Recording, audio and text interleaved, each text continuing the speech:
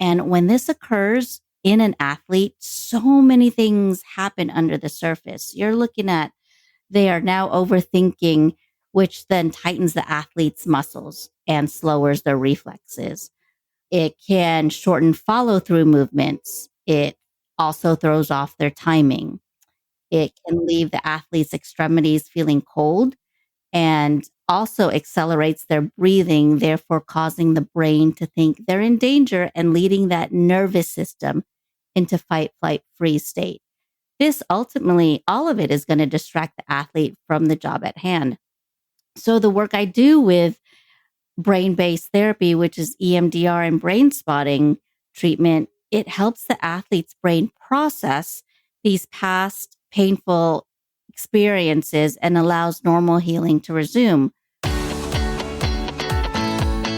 Welcome to This Way Up. We are bringing you engaging, informative, and inspiring conversations surrounding all aspects of mental health from the perspective of us as parents and caregivers. I'm Andrea Nanigian. And I'm Emmy Waters. When someone you care about is struggling with their mental health, this can be an incredibly stressful and challenging time. So we're here to provide valuable resources to support you as you navigate this journey.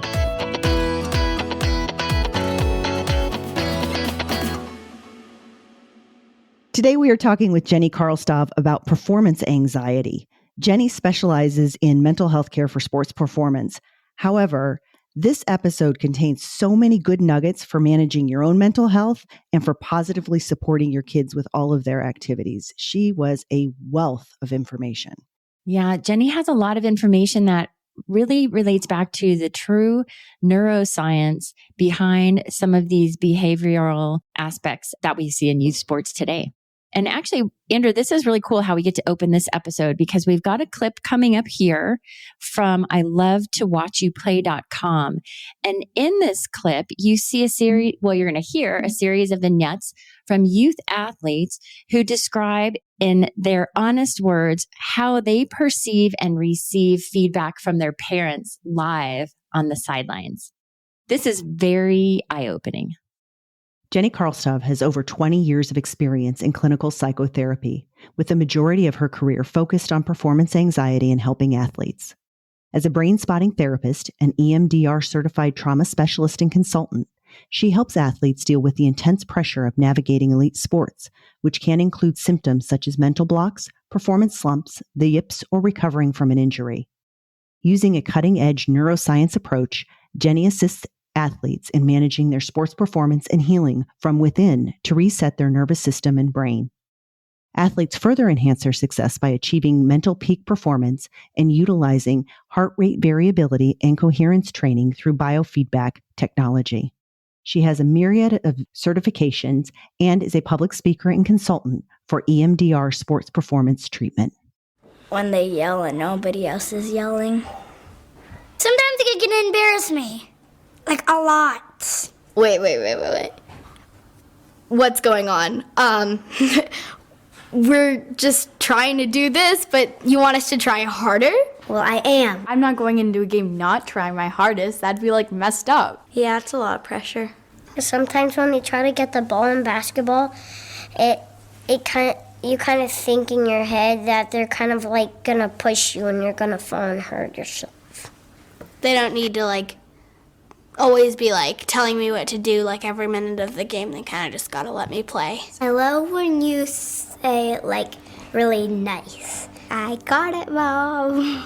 I'd like to look back and I'd like to see you smile or give me a thumbs up. Mom, I wish you would be a little bit quieter. Say you play good and you couldn't get them next time. Jennie, thank you so much for joining us today and for sharing that clip. I was so moved by those kids, and I think we heard it loud and clear that sports is an important part of their lives, but the pressure can sometimes be overwhelming. Yeah, that video, watching it and just seeing the raw reactions of these young athletes getting interviewed is really telling. You are hearing firsthand what they go through as the crowd and parents and coaches are yelling on the sideline and how much that actually disrupts their level of performance. I mean, you see these athletes and none of us on the sideline know what their personal life is like, whether they already carry the burden of feeling like I'm not good enough or I can't make this shot. And so when they hear comments, even just as simple as run faster, what they're hearing really is I'm not doing enough. And so we never know that. So as bystanders, there's a reason why we shouldn't be yelling or giving comments as the kids are playing. And I know at some of the sports events that I've gone to, some clubs actually make a couple games a silent game, which is Oh, really tough interesting. because it is part of, hyping up the kids and getting them excited. But on the flip side of that, when things are said out loud that are not very helpful, it really distracts the kids. Another club actually was handing out lollipops Oh, I to have heard that.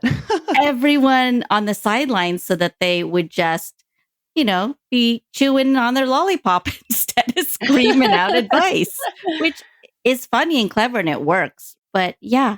I think that parents, for the most part, have very good intentions. Yes. But I think what you said that was extremely important was we don't know how those kids are interpreting what we're saying.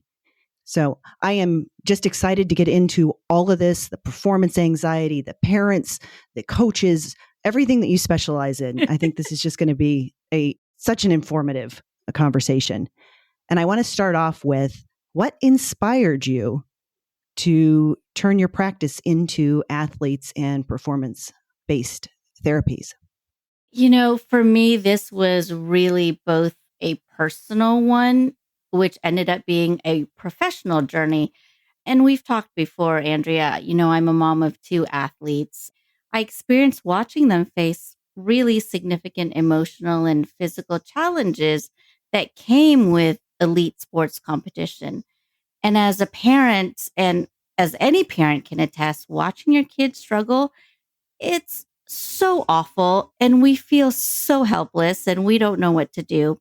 So for me, feeling that really just propelled me to go find out what I can do Mm-hmm. to help them, right? But not only that, watching them go through their own challenges really brought back my own sports pain experience as a young athlete. One of the things that got triggered for me was a sports humiliation and failure of losing a track meet for my team, which honestly was enough for me to leave the sport for good. And that's really sad. And I did not want that to happen to my kids. We know through science and research that those natural endorphins that kids get is so important in their life to make them feel happy. And not only that, but they're physically healthy. And so I didn't want my kids to not have that ability to receive all that good stuff. So I researched and I found a specialist in my own field, and she only worked with performers and athletes. So I took the course, I studied it, I learned everything I could. And in the end, I really wanted more. It was such a perfect fit for me to know the neuroscience and then now being able to apply it to athletes. And so I wanted to do that. Yeah. Well, and we're hearing so many more professional athletes talking about their own mental health. Tell us a little bit about some of the things that you see in kids that are in higher pressure situations with competitive sports. Yeah. So I think, when I'm working with young athletes, really my goal is to help parents support their athletes' mental health. It's so important to understand that competitive sports, especially at levels when athletes are playing in a club sport. Now, this is different from like recreational sports, right? Mm-hmm. Where parents are volunteer coaches. You're looking at club sports where you're paying pretty big money to be part of a club. And sometimes it's a travel team or not, but the pressure placed on those athletes and their families tend to be much higher. So therefore, managing mental health can be challenging for the athlete as well as for the entire family. Right. For example, like practices occur 2 to 4 times a week. And when they are in season, games are happening once or twice a weekend. So you're looking at full commitment for the whole family. And if these kids aren't driving yet, guess who's driving them? We are as parents, right? Absolutely. And imagine having multiple kids that are in sports. So it's just the mental health of the athlete and the whole family in general is at risk. When you look at these competitions, they have higher stakes involved. So the increased pressure is placed on the athlete, both internally to do well and externally, because maybe it's costing, a good amount and chunk of the family's resources. And then on top of that, when you're looking at an athlete whose goal is to get recruited for college, then oh my gosh, the amount of pressure to perform at those competitions is significantly higher because now scouts are involved. I want to touch on like social media, the role that plays on an athlete's mental health. We can't escape it. Adults and kids alike are always on social media. And in this day, it can be a great form of communication, connection, and entertainment where young athletes are learning new skills by watching their favorite player. But the downside of that is social media, for the most part, is unsupervised, right? So you have maybe your young athlete that's posting something that becomes up for grabs for any strangers to leave hurtful comments. This creates just that doubt in their confidence, and it could become a form of bullying. So as a parent, I always like to check in with my own kids.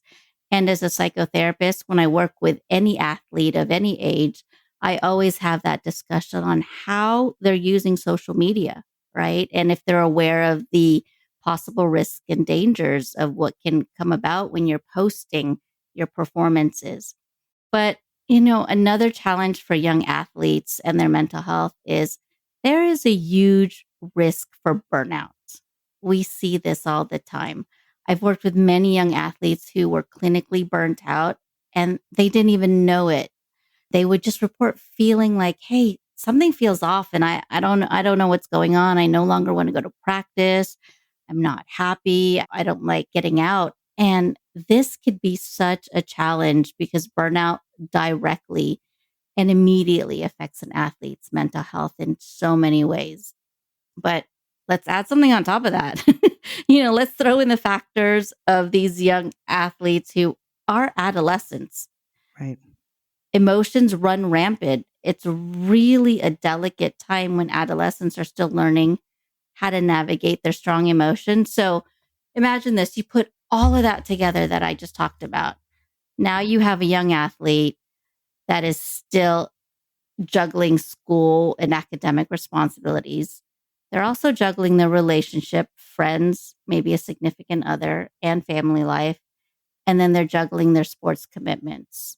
So you can see the challenge for a young athlete's mental health is enormous. It seems like almost any young athlete should be getting some sort of mental health coaching because it is a lot when you start thinking through it. There's a lot to manage, even one that's not currently struggling. Right. And that is my hope. I mean, that's why I'm spreading this message as far as I can because it's, I really believe that this is a population that might be really underserved. They're going through their internal struggles, their physical struggles, and no one thinks of athletes as going through mental health problems or traumas as opposed to maybe different populations like first responders, right? And so with that being said, there's not a lot of therapists yet that specialize in this field. And I love being able to be part of that movement to start the conversation out in public, but also to start the possibility of having more psychotherapists just really specialize in this field to just cover the needs of this population. It seems like what comes up a lot with athletes that is, and I don't want to say necessarily unique, but one of the things that makes their situation highlighted sometimes when you see a potential issue or problem is the high level of performance that they have to maintain. So, what has always been explained to me is within the realm of like performance anxiety. Mm-hmm. So, how do you help and address that for any young person who comes in with that type of experience? Right. So this is such a great segue when you ask the question about a young athlete's mental health and how that affects their performance. So, like I said, any of those above, challenges can affect an athlete's performance, especially if any of those are significant upsetting experiences. That's where that fine line is. And here's why. Because when a significant upsetting experience occurs, stress responses appear. Those stress responses are part of our natural fight, flight, freeze instincts. So when distress from a disturbing event is left unprocessed, the upsetting images, thoughts, and emotions that may create an overwhelming feeling for the athlete become stuck. And all of a sudden, this athlete is back in that moment when that upsetting event happened. And when this occurs in an athlete, so many things happen under the surface. You're looking at, they are now overthinking, which then tightens the athlete's muscles and slowers their reflexes. It can shorten follow through movements. It also throws off their timing. Mm-hmm. It can leave the athlete's extremities feeling cold and also accelerates their breathing, therefore causing the brain to think they're in danger and leading that nervous system into fight, flight, freeze state. This ultimately, all of it is going to distract the athlete from the job at hand. So the work I do with brain-based therapy, which is EMDR and brain spotting treatment, it helps the athlete's brain process these past painful experiences and allows normal healing to resume. That significant painful experience is still remembered, obviously, by the athlete, but that fight, flight, freeze response from the original event is now resolved in their nervous system. And this is key in resolving any performance problems such as mental blocks, low confidence, or performance slumps. So that's really how it affects performance. Can you say that again? What is the part that needs to get resolved? Is that what's lodged in their nervous system from past experience? Absolutely. So when a person experiences a difficult or traumatizing or significant event, Mm-hmm. whatever they're feeling in the moment gets stuck in their body. There's a phenomenal book called The Body Keeps the Score by Bessel van der Kolk, right? And he's a doctor. And what research shows us is that when something traumatizing or significantly painful happens to us, we have that stress response. Either we are wanting to fight and all of that adrenaline is in our body, or we freeze because we are just so scared. And all of that stuff, that stress response remains in our nervous system. Okay. And so let's say an athlete, just like we talked about, is on the field and they all of a sudden hear an aggressive comment on the sideline. Let's say, and I'll talk about this as an example later down the line. Well, I guess I could talk about it now, where an athlete that I worked with got woken up in the middle of the night because their parents were arguing and fighting. And so that memory remains in their body. How they felt in the moment when they heard that, it was fear and it was the freeze response. So this athlete is on the field and is hearing that same aggressive tone of voice by a bystander. That the brain and the nervous system is going to get triggered to react in that freeze response that was left in their body when that past painful experience occurred. And so for an athlete, they normally can't fight or flight, which is just leave the game. So mostly for athletes, you're seeing that freeze response happen to them.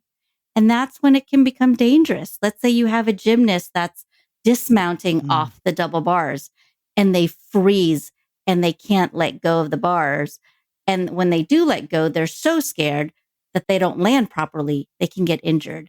But also, when you're in a competitive sport like soccer and you're freezing up, all it takes is a second for your opponent to take possession of that ball. So, Oh, sure. right. So that's how that trauma affects performance overall.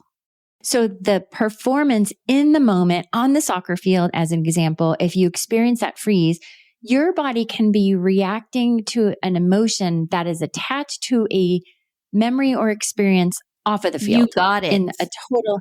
Okay. Yeah. That's interesting. Yeah. So normally what Wow. happens is I'll get a call from a coach or a club or a parent, and they'll say, "Hey, I have an athlete who is coming up for a performance or is getting ready to see scouts and wanting a scholarship, but all of a sudden, for some reason, they're not performing anymore. We don't understand what's going on.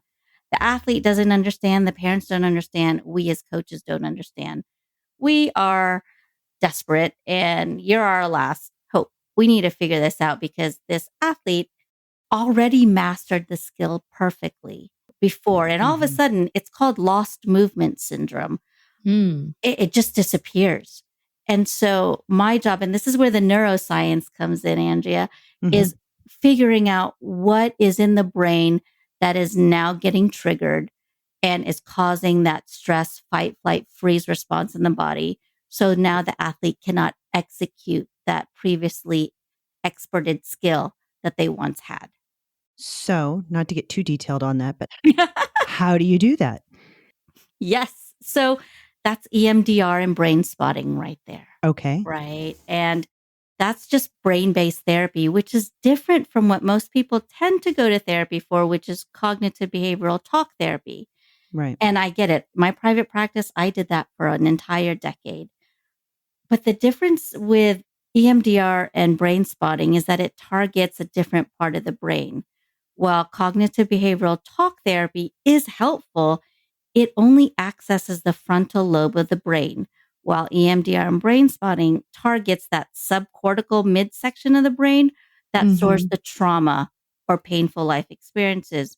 I mean, you see, the brain is this incredible processing machine that digests and interprets everything we experience daily. And it does that for us automatically during REM sleep. However, when trauma or significant painful experiences occurs, it can overwhelm the brain's natural healing ability, therefore leaving pieces of that painful experience frozen in our brain and in our body in an unprocessed state. And that's what you're seeing in those athletes. And that's what leads to performance problems. I understand the brain part. Where is the memory stored in the body? How does that work? Remember how I described that example of the young athlete walking out and just getting startled in the middle of the night when he saw his parents physically fighting and arguing? Well, imagine when you are in a stressful situation. We either hold our breaths and or we get startled, right? Or we just freeze. That really stays in our nervous system, right? It's PTSD when you think about it. Right. You know, when you talk about and you hear about these veterans and they're out in combat and they hear guns firing and they're seeing their comrades injured, the brain doesn't know how to process that properly during REM sleep. And so they come back into normal society and they might hear a car engine fire and it might sound like a rifle or a gun going off. Their body is going to remember the moment that happened in the past and their body's going to react the same way. Wow. And that's not a brain thing. You're saying that's a nervous system thing as an example. That is a nervous system thing. And that's what research and science is now. You know, that book, The Body Keeps the Score, really tells us that not only do we remember this stuff because the brain can't fully process it and it's stuck frozen and unprocessed in the right hemisphere of our brain, but our nervous system remembers it as well. And so when you think about it, athletes, they use their body for movement all the time, right? It's how they express their skill. And if something is not working correctly, it's a misfiring of the nervous system, meaning the nervous system kind of goes offline because it's remembering something that reminds them of a past trauma.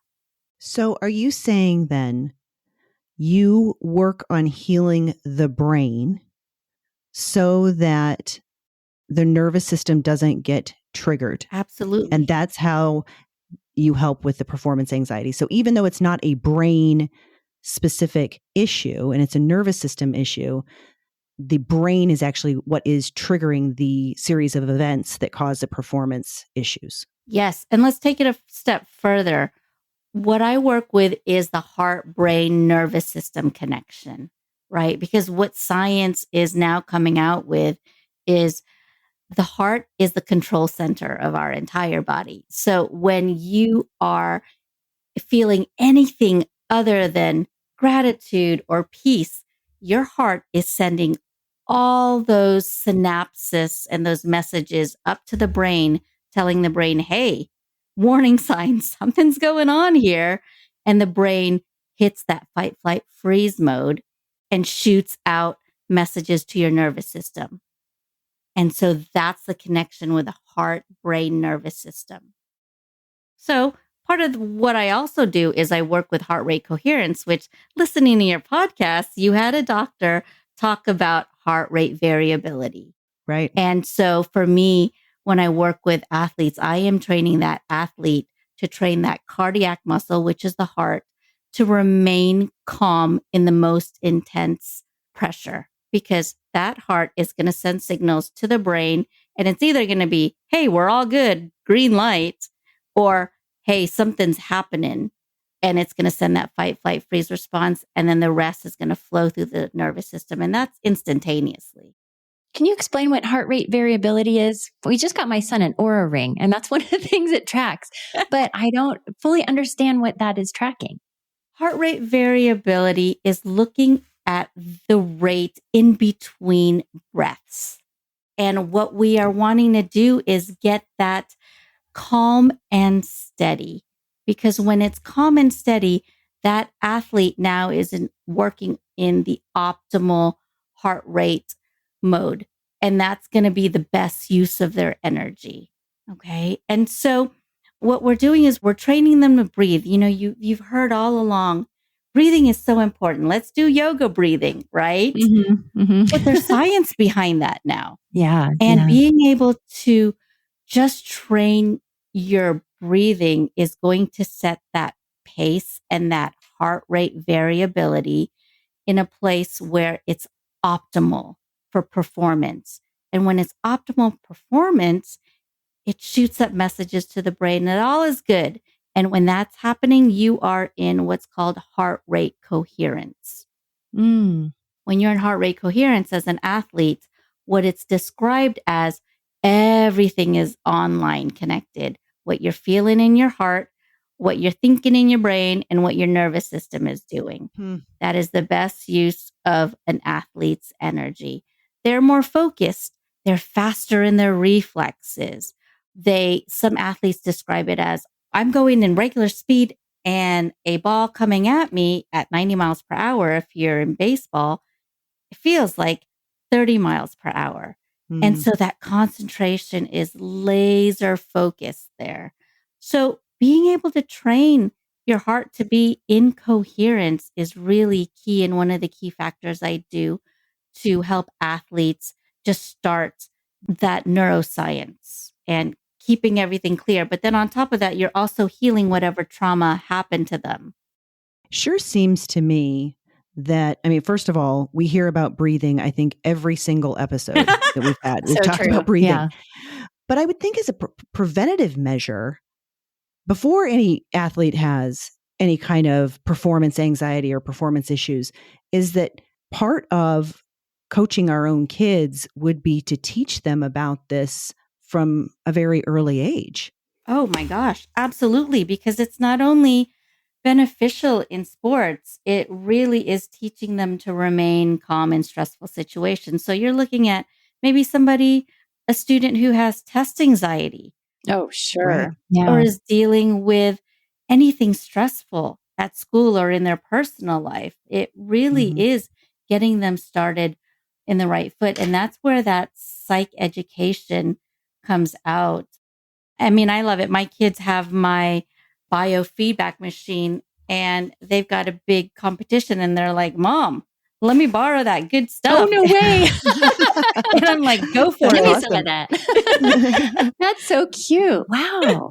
We had a guest on a few weeks ago who works in player development for a baseball team. Yeah, Veronica. And that was great. she works with her young athletes on breathing techniques and teaching them how to teach one another about their own breathing.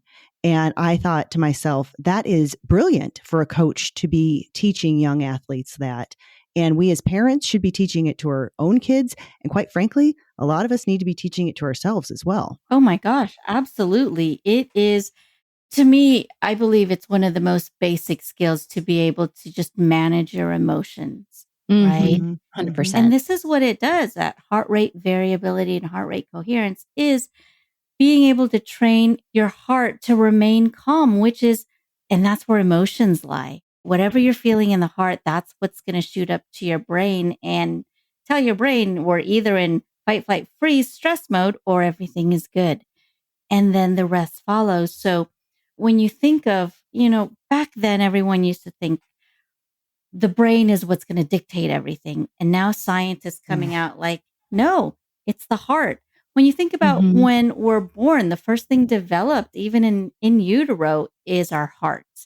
And it really is, scientists coming out that it is the control center for, everything for us. And so being able to just train our hearts to remain calm, even though we might be super frustrated or there's somebody that's not behaving well around us,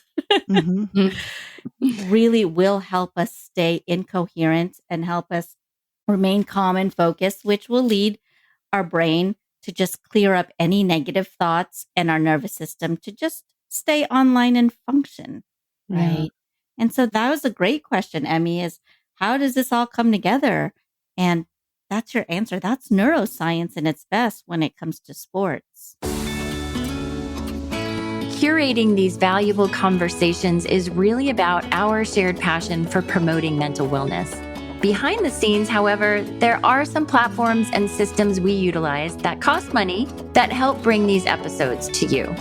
If you found value in our conversations and feel inspired to support, consider making a donation. Whether it's the price of your morning cup of coffee or more, your contribution directly supports our ability to keep connecting, sharing, and growing.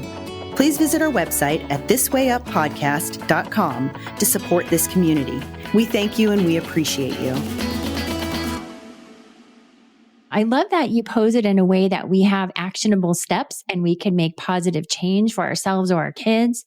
And the heart rate variability, like I said, is super new concept to me. But if managing heart rate variability is critical and we do that by way of breathing and breathing techniques, how do you coach young athletes or even the coaches or parents to then coach through this positive way of breathing and managing breath? Right. So I also want to add that it's not only the breathing, but what you are feeling emotionally, right? So if anything is happening in your heart other than calm, gratitude, it's going to, let's say you have an athlete that's frustrated because they can't execute a skill that they once had. That heart's already offline because it's feeling that frustration. It's sending signals to the brain that says, hey, something's going on. The heart's not feeling well. The emotions aren't good. And so that's when the rest of the performance problems happen. So when I do teach parents and coaches, it's a two-part formula. You're not only doing that rhythmic breathing with your hearts, but you're also connecting with that feeling of gratitude. And for athletes, I say connect with that feeling of your best performance. And this is off the field, right? This isn't in the moment of their sport. Yeah. So I train them to do it off the field so that when they're on the field, they remain in coherence. But I tell you what, when you have let's take, for example, a soccer player who has a penalty kick and and it's either going to win or lose the game for the team. Right. The crowd is watching and most likely yelling, right? Mm-hmm. You have that one athlete standing there and it's just them and the goalie, and they got to make that shot. Mm-hmm. What do you think is going on in their hearts, brain, and body? Mm-hmm. Most likely, if they're not trained in this, it's going awry, right? That heart saying, I'm scared. I don't know what to do. So much is lying on me. And then that sends signals to the brain like, oh God, we're in fight, flight, freeze mode. And then that sends signals to the nervous system to just be in stress mode, which is, again, tightening of the muscles, less focus, all that stuff that I mentioned. And that's what's going to affect performance. So the funny thing is, I've seen some professional NFL players, actually, I think it was in a magazine where they're hooked up to a biofeedback machine that actually measures their heart rate variability and heart rate coherence. Because when they are just going in there on the field at maybe Super Bowl time and they have to make that field goal, how do you think they're feeling? So I've actually seen athletes on the field use this biofeedback machine just to get ready for that one moment that is so intense and that they have to perform and show up. Their heart, brain, and body has to show up in optimal performance. Mm-hmm. So I've got a question how this ties with visualization, visualizing that positive experience, making the goal, making the basket. How does that tie in, or does it tie in? Is that where the emotional piece comes in to tie it in, or is it completely separate?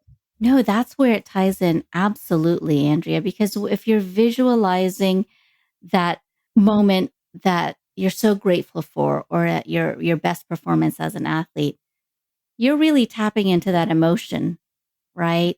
Mm-hmm. And that emotion is going to send those signals straight up to the brain and the nervous system that all is good.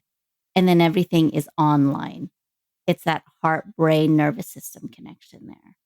And so that's what I do as part of not only the trauma treatment and the brain treatment is I work with heart rate variability and heart rate coherence to get that athlete performing in coherence, because when they are in coherence, that's what athletes call the zone, being in the flow. This is optimal peak performance for them.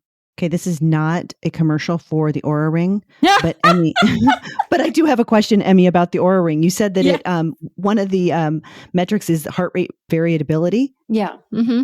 How does it measure that? I'm curious too with the ring. I actually don't know. Yeah. And Okay. my son's wearing the ring for various reasons. And yeah, I looked at that's one of the metrics. So that's why I was asking Jennie. I assumed it is monitoring his heart rate. I don't know how it could be monitoring his breathing. So I'm curious as well, because I have not seen biofeedback machine in the form of a ring. So I'm going to have to just pick your brain on that and find We'll out. have to Google that after. Yeah. I wish he was here. I'd ask him. Absolutely. Because wow, if that's the case, bring it on. Right. We should all be wearing one of those. Absolutely.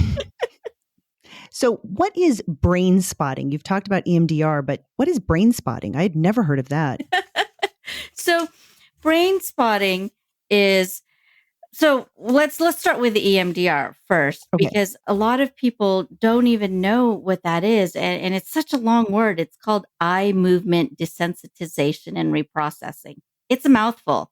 And the originator and developer, which is Dr. Francine Shapiro in 1987, said, if I could do it all over again, I'd really just name it reprocessing theory, because the whole EMDR is just such a mouthful.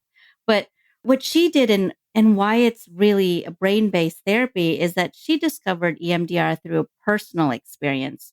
She noticed that when her thoughts focused on that significantly painful experience, her eyes naturally moved left and right. This is that EM in EMDR, eye movement. And when she kept at it and allowed her eyes just to naturally move left and right, the emotions attached to that event started to lessen in intensity and her body started to relax. So she was naturally getting into coherence when you think about it. And that was removing that fight, flight, freeze response. So like many inventors do, they discover something, they practice it, and now throughout the years since 1987, EMDR has been through numerous clinical research and is now stands out as the treatment for trauma. But brain spotting is what you're asking about. So brain spotting was kind of discovered in 2003 by Dr. David Gran. And this is when he started to develop this clinical technique. And prior to being the originator and developer of brain spotting, Dr. Gran was actually an expert in EMDR. And that's what his whole private practice was about. But what he noticed during one of his EMDR sessions when the eyes are moving left and right, he started noticing that sometimes the client's eyes would just fixate in one spot. And he was like, I wonder what's going on there. What's happening? Why is the eye not moving left and right? And so he discovered that where we look affects how we feel. So because our eyes and brains are intricately woven together, signals sent from our eyes are deeply processed in our brain. Jennie, did you say where we look affects Yeah. how we feel? Okay. Yes. How crazy is that? Yeah. Yeah, wow. And so he discovered this while he was doing EMDR sessions. So what brain spotting does is it uses our field of vision or the client's field of vision to find where they're holding these painful experiences in their brain, where trauma is being held. Remember, I told you when something really significant or trauma happens to us, the brain can't naturally process that during REM sleep. So it gets frozen and unprocessed in the right hemisphere of the brain. And now we're finding out through brain spotting is that where a client looks is actually telling where that trauma lies in their brain. So if you're feeling an emotion and you're looking left and you look to the right, you're going to have a different emotion. Wow. What? What? I know. And so, Whoa. wait. And so, the goal of brain spotting is it's really like brain-based therapy, like EMDR, but instead of having the eyes move left and right, we as clinicians are trained to find out when a client says, and when they come into our office and they say, what is it that you'd like to talk about? What is troubling you? We're trained to notice where their eyes fixate. Oh, wow. Not only that, that's one way of figuring it out, but then we also have techniques to scan their visual field.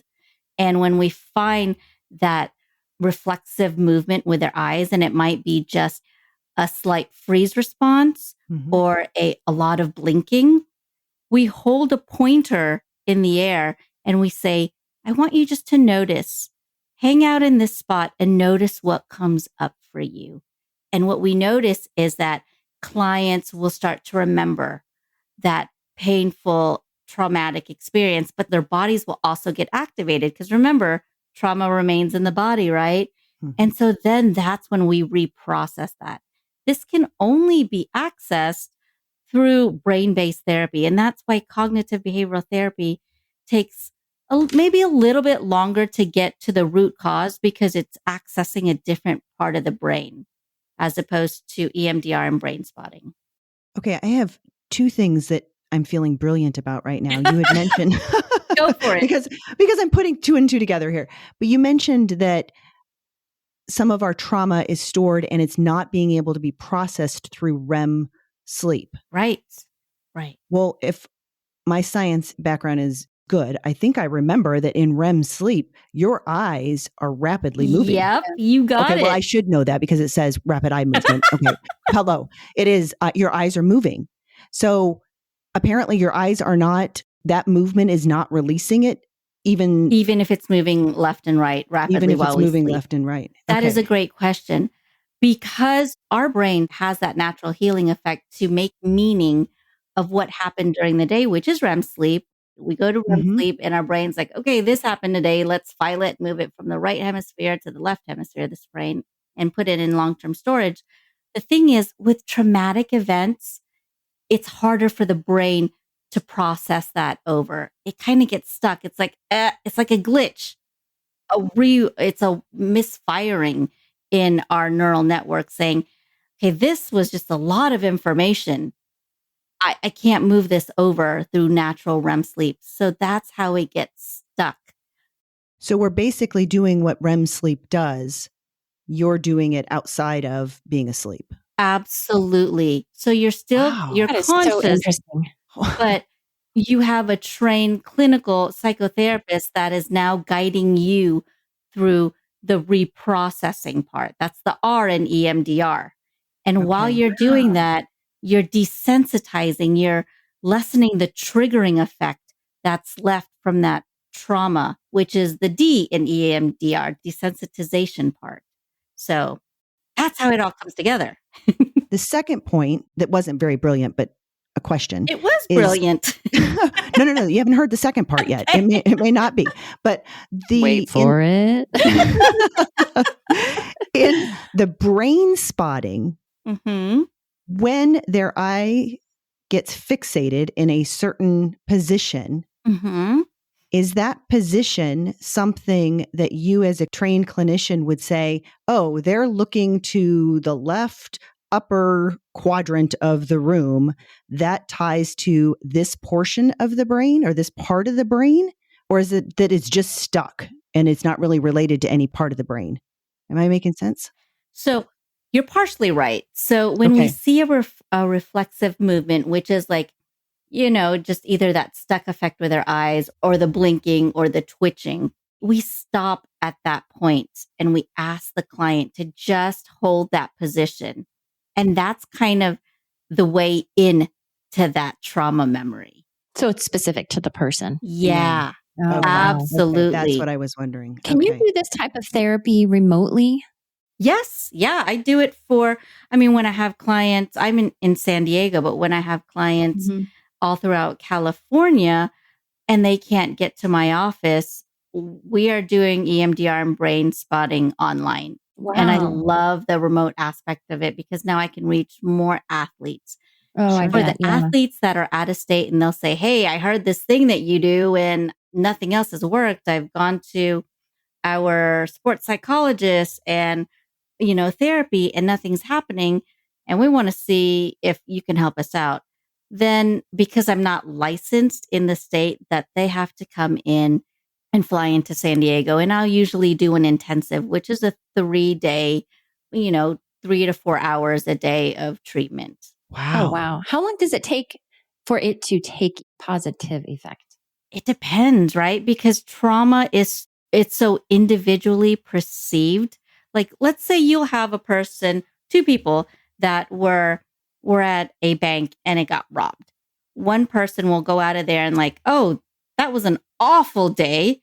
I'm glad that's over with. But then you'll have another person who went through the same experience, was right beside that other person, but it affected them more severely. Mhm. And so it really depends on how much trauma they perceived happened in that event. Okay. And so that's going to really determine how long treatment is. But when you're looking at an athlete who is just having problems executing a skill, we have techniques where we are able to, in EMDR or brain spotting, have their brain connect back to a time when they first felt that same sensation. And all of that's activated. And then they remember, hey, I remember that. And we process that event for that. For example, and Andrea, if you've listened to that interview that Mhm. I did with EMDR International Association, we had an athlete who was getting stuck on the mat and he's a jiu-jitsu competitor. And every time he was held down around his neck, he would freeze and tap out, causing him to forfeit the match, right? And so I would too. he was losing, right? I mean, he was losing competition and all his coaches were like, we don't understand. This athlete is technically bigger, stronger, faster than all the competitors in his weight class. Once I got him in, I took his full intake history and I said, all right, I'm going to go to practice and I'm just going to observe you. So I went there and I noticed while he was on the mat, he tapped out. But before he did, his eyes were just super big. And I was like, what is happening there? Like he went in a full freeze response. So we came back into my office and I said, did you notice that you were doing that? because I know your opponents probably noticed it and they took advantage of that. And he said, no, I don't. And I was like, okay, let's do some EMDR. And we had him, kind of what we call, we're lighting them up, meaning we're asking them to think of a time that was significantly painful and to have them feel it in their body. For him, it was just always losing those competitions. And so I had him connect with that emotion and think of that memory. And I had him do what's called clinically a float back and saying, now I want your brain to kind of just trace back to a time where you've ever felt this way before. Mm-hmm. Bam, it popped up. He was 4 years old at a birthday party and he was chewing on a bottle cap. And all of a sudden, he choked on the bottle cap and remembers an adult sticking their finger down his hand to get that bottle cap out. And I said, well, what was your negative belief at that time? And he was like, that I'm going to die. And I said, wow. well, it makes perfect sense. Yeah. And so what we are finding out is in his current time, when somebody was putting pressure down on his throat, holding him down on the mat, it triggered that memory that has been stuck there in his brain. And his body is now reacting in that freeze response. And his brain is thinking, I'm going to die. And so what does he do as a result? What he can do, he taps out and forfeits the game. And so that's how that past experience can just come up and creep up on you in present time and affect your performance as an athlete. That's so interesting. I cannot believe, I've always thought of performance anxiety as having to do with the game itself or the match itself. I never realized that it was actually tied to something completely different than that it was a past event that doesn't have anything to do. I mean, it could be related to the game. Yeah. But it doesn't have to be, I guess. Exactly. Yeah. And that's my job as a clinician to find out what's getting triggered. Yeah. Is it something in your past that your brain is showing you? And here's the thing. Oftentimes athletes don't even know what is going on. Like they don't know the root of why they're freezing up or they're not able to perform.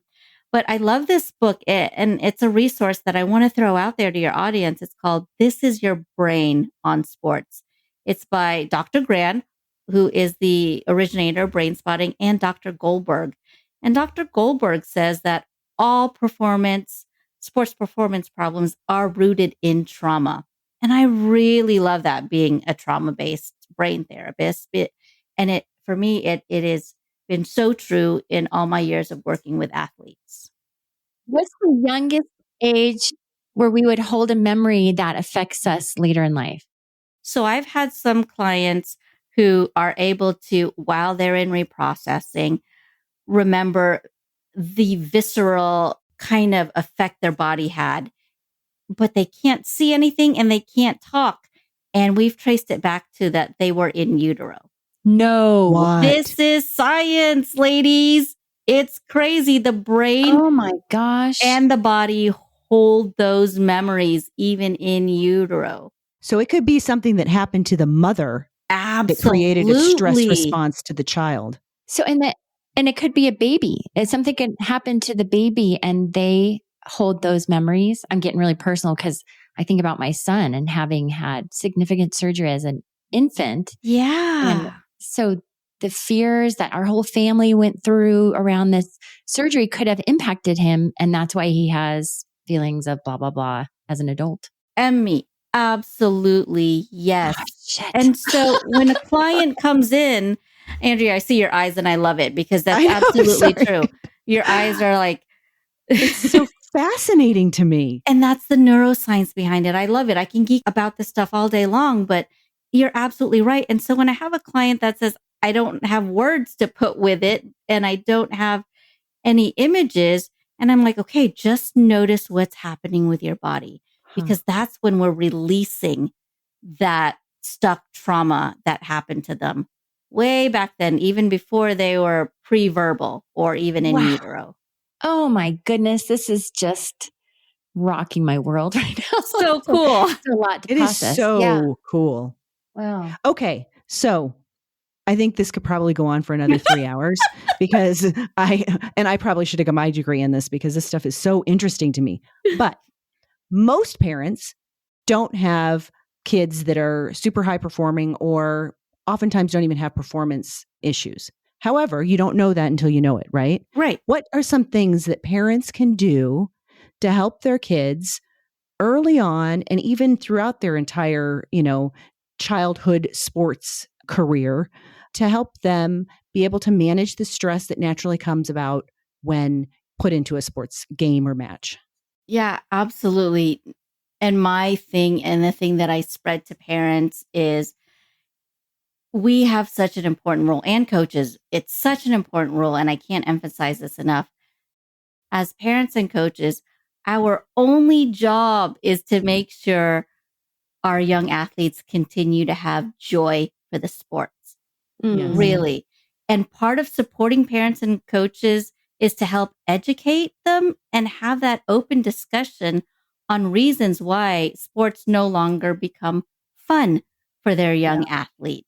So here's some facts. In not too long ago, 2022, a study by the National Council of Youth Sports reported that 60 million youths between the age of 6 and 18 are now playing organized sports. That's a lot of athletes. That is a And lot. it's a lot of families committed to supporting their child's mental health. But yet, by the age of 13, get this, by the age of 13, only 7 out of 10 of those children drop out of organized sports, according to the American Academy of Pediatrics. The number one reason is it's no longer fun. So unpack that. What does no longer fun mean for them? Other reasons for dropout, and this is according to the Training and Health International Society, is muscle overuse. Next one is overtraining and burnout. Another one is injury and fear of re-injury. Listen, as young athletes, they're in their growth spurts. That means that that plate is still open and very vulnerable for injuries. So just educating the parents on that. And then the last one is unbearable pressure from coaches, parents, or teammates. So really, it's about just that education. That gave me an idea. I really would love to start a support group or offer like an online training just for parents to understand the science behind why it doesn't become fun anymore, because there's so much just involved in the science with the muscle overuse, the burnout, the, injury, and just the pressures that are faced for these kids. And I really feel that if parents knew the science behind that, their eyes would just see it differently. Right. Yeah. Right. Well, I think youth you said sports should be fun. Yeah. We had another guest that talked about how healthy and important it is to move your body in joy. Yeah. In a joyful way. But listen, when those kids are getting yelled at or they're being lugged around to practices and it's not fun anymore, they have a coach or a team that's not meshing well with them, it becomes no longer fun. Right. Or the pressure is too intense. And the injury essentially is trauma to the body. And so it's such a untalked about topic. And when you think of athletes, especially elite athletes, they're getting injured all the time. And it seems to be to them, it's a normal event. For ice skaters that are trying to land that triple axel, how many times do you think they land it before they perfect it? Right. And how many times do they fall? But injury really is trauma to the body. And as we learned and talked about today, the body keeps the score. It keeps that trauma held in your body. And so just that education of when kids get hurt, let's figure out and let's heal that trauma in their body as well, not only medically, but mentally, because that's stored in there as well. Yeah. Jennie, thank you so much for explaining how all of these experiences, thoughts, and feelings are intertwined in a more significant way than we may have thought before this conversation. It's been so enlightening. Thanks, Emmy. Absolutely. I mean, like I said, I could geek out about this all day. I love it. We all could. And spreading the word for athlete mental health is such a passion of mine. Again, it started off as me being a parent to my athlete children, but it's so important. I'm here in San Diego and they just had the women's championship Major League Soccer game. And I'm like the only one with with a cardboard sign saying athlete mental health.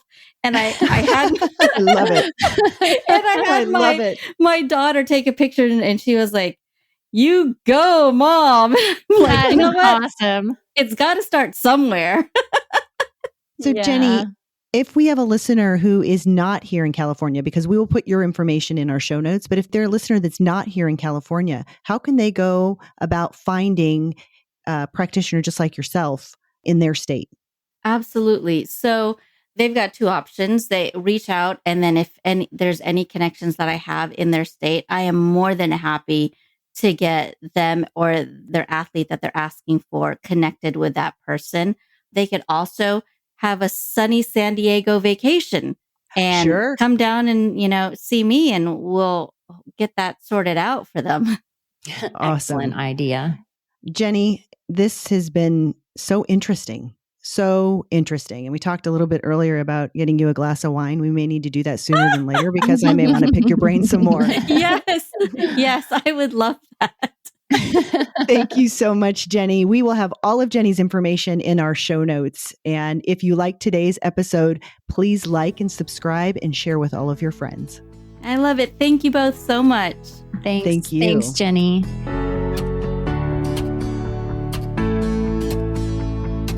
Thank you for tuning in to today's conversation. To join our community and access more valuable resources, please visit our website at thiswayuppodcast.com. Don't forget to hit that subscribe button and share this with a friend. And to stay connected, follow us on Facebook and Instagram at Listen to This Way Up.